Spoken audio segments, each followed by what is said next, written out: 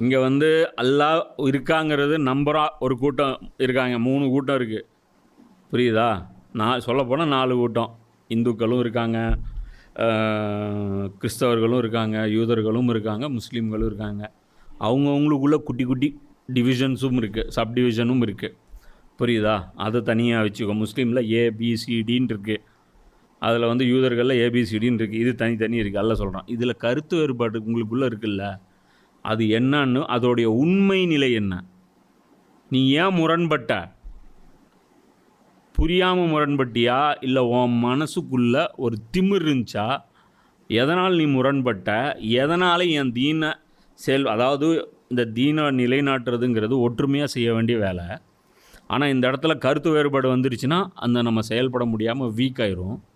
அந்த வீக்னஸ்னால் என்ன நடக்கும் அப்படின்னா, அல்லாஹ்வுடைய அஜெண்டா வந்து நிறைவேறுவதில் தாமதமாகும். அப்போ இதுக்கு காரணம் யார் அப்படின்னு பார்த்தீங்கன்னா, இந்த மதத்தை வந்து நம்பக்கூடிய இந்த கூட்டத்தினர் தான். ஆனால் அவங்க வந்து கருத்து வேறுபாடுகளை விதைச்சிட்டே வருவாங்க. அந்த கருத்து வேறுபாடுகள் எதில் இருக்குன்னா, ஷரியத்துலேயும் மன்ஹஜில் இருக்கும், தீனில் இருக்காது. புரியுதா? இவங்களுக்கு என்ன நினச்சிக்குவாங்கன்னா, அந்த ஷரியத்தை தீனுன்னு நினச்சிக்குவாங்க, அல்லது மன்ஹஜை தீனுன்னு நினச்சிக்குவாங்க. அது அவங்கள புரிய வைக்கவே முடியாது. இப்போ உதாரணத்துக்கு ஒன்று சொல்கிறேன். இதில் வந்து அல்லாஹ் யாருக்கு தீனுடைய முக்கியத்துவம் என்னங்கிறது கான்செப்ட் கிளியர் ஆயிடுச்சோ, எது தீனு, எது ஷரியத்து, எது மன்ஹஜ், இந்த 3க்குமான டிஃப்ரெண்ட்டு யாருக்கு புரிஞ்சிருச்சோ அவன் கிளியராக நடப்பான். எந்த பிரச்சனையை வந்து சீரியஸாக எடுக்கணும். நான் சொன்னேன்ல நேற்று கூட, ஜும்மா தொழுகைக்கு அப்புறம் எல்லாம் போய் கடையை திறக்க சொல்கிறான். அது ஒரு பெரிய மேட்ரு இல்லை, அது தீனில் இல்லை, அது வந்து ஷரியத்து, ஜஸ்ட் ஒரு அட்வைஸ், அவ்வளோதான். அது அட்வைஸ் மட்டும்தான். அது ஃபாலோ பண்ணல அப்படின்னா அது நரகம்லாம் எல்லாம் கொடுக்க மாட்டான். ஏன்டா போய் கடை திறக்கலன்னு. புரியுதா? ஏன்டா நீ வேலைக்கு போகலன்னு எல்லாம் கேட்க மாட்டான். ஆனால் ஜும்மா தொழுன்னு கேட்பான். அது தீனு. ஆனால் எங்கேயுமே அல்லாஹ் வந்து இது தீனு ஷரியத்துன்னு அல்லாஹ் சொல்லலை. அப்போ எப்படி முடிவு பண்ணுறது? நம்ம தான் முடிவு பண்ணணும். நம்ம எப்படி முடிவு பண்ணுவோம்? அதான் சொல்கிறேன்ல, அது வந்து யார் அல்லாஹ்வுக்கு சின்சியராக இருப்பாங்களோ அவங்களால முடிவு பண்ண முடியும். அப்போ தீனுக்கும் ஷரியத்துக்கும் வித்தியாசம் புரியாதவங்க என்ன பண்ணுவாங்க, கன்ஃபியூஸ் ஆயிடுவாங்க.